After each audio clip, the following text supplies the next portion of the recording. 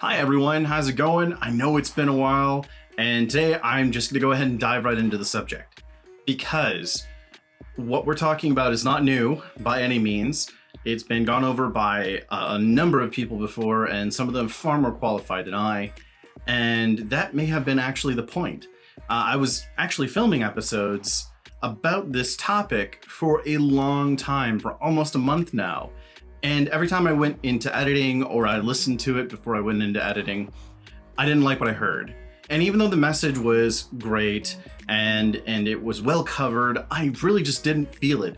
And I don't feel like I should put something out unless I really understand where that topic's coming from, and I think it's going to be a valuable enough message for you guys.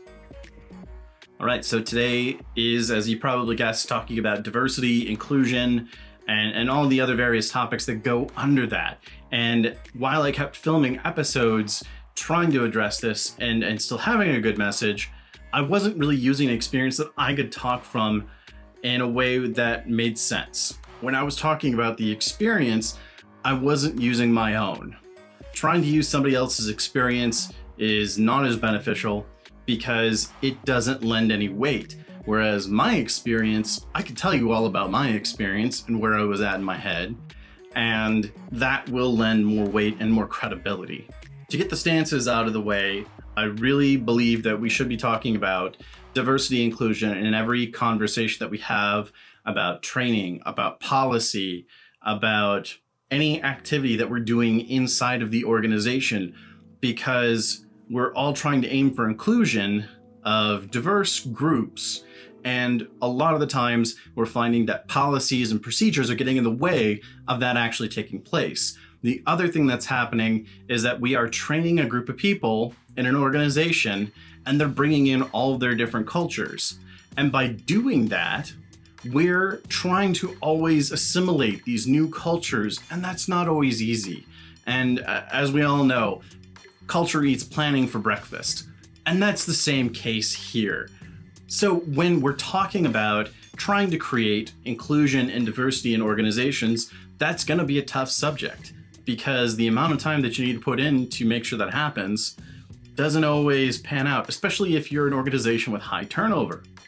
Any training that you're going to do in an organization that has high turnover is not likely to stick, because those people keep cycling through that revolving door. So organizations have to stop being a revolving door, but we also have to hold ourselves to a higher standard. In this case, as in many other cases, we cannot just rely on the idea that change is hard.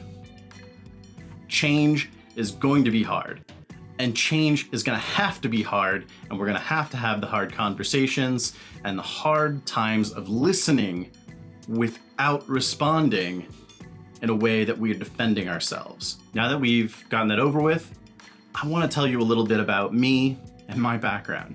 Growing up in the middle of rural Michigan, we didn't have a lot of diversity. And even though I was a state officer in a student organization and worked with people of different ethnicities and backgrounds, I really wasn't that understanding of what was going on, because I still wasn't seeing it from other people's perspective as much as I thought I was. So the first time I really got a lot of experience of living in a very diverse place was when I first moved to Chicago. And while I thought I knew quite a bit about diversity, I had some stumbling blocks, and I said and did some things that I definitely regret in retrospect because I wasn't as understanding. It took me living in a large city for 6 years and making those mistakes to understand that this is an ongoing process, and I may never know what some of you go through. It's still important for me to try to learn.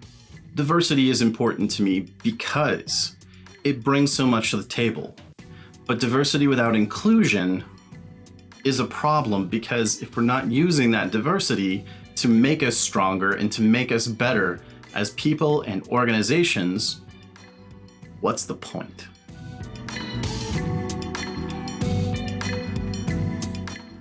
So I have a challenge for all of you out there. I am always trying to better myself because I want to be a better ally. I challenge you in the next 3 months to learn as much as you can and be open to any diversity and inclusion training that you have in your workplace, because there's a reason behind it. And maybe you don't know as much as you think either. And as a general rule, when in doubt, listen. Listening never hurt anyone. It might bruise your ego, but it can build relationships too. So I think you all can see why I didn't talk about somebody else's experience in this video, because this is something I am interested in and we all should be interested in. Diversity and inclusion, and trying to write policies that institutionally create barriers for people. That's a problem we should all deal with. It concerns everyone. All right, guys, until next time, I'm Dr. Ryan Simmons. I'll see you out there.